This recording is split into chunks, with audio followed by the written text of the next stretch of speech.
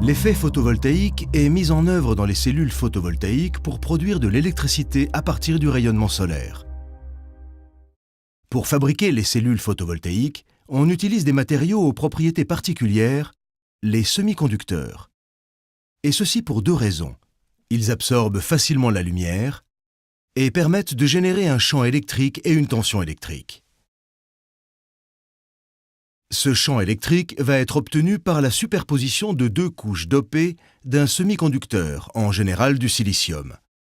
Dopées, c'est-à-dire dans lesquelles on a introduit des éléments perturbateurs appelés impuretés qui améliorent la conductivité électrique. L'une des couches de silicium est ainsi dopée en atomes de phosphore. Le phosphore est un atome qui possède plus d'électrons sur sa périphérie que le silicium. L'un de ces électrons ne participe pas aux liaisons et est donc libre de se déplacer. Le dopage introduit dans cette couche des atomes susceptibles de libérer des électrons mobiles. On parle de couche N car la charge mobile est négative. L'autre couche du semi-conducteur est quant à elle dopée au bore, déficitaire en électrons. Le bore est un atome qui possède moins d'électrons sur sa périphérie que le silicium.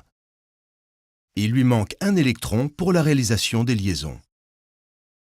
Le bore va donc capter un électron dans le reste du matériau.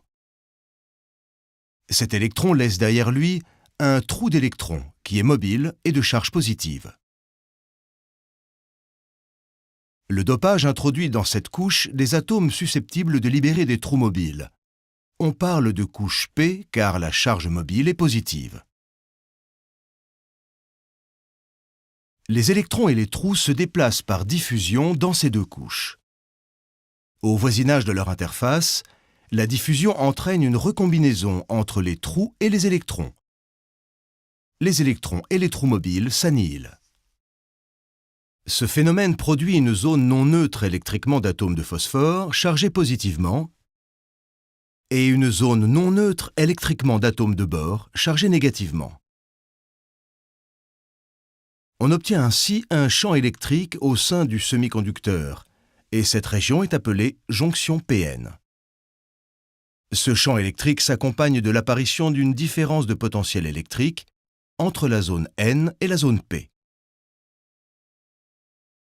Lorsque les rayons du soleil frappent une cellule photovoltaïque sur laquelle on a disposé deux bornes, les photons de la lumière transmettent leur énergie aux électrons qui sont arrachés des atomes dans lesquels ils laissent des trous. Les électrons et les trous ainsi formés vont avoir tendance à se recombiner. Mais lorsque le phénomène a lieu dans ou au voisinage de la jonction PN, le champ électrique va au contraire contribuer à séparer les charges positives et négatives. Les électrons sont repoussés vers la couche N, les trous vers la couche P.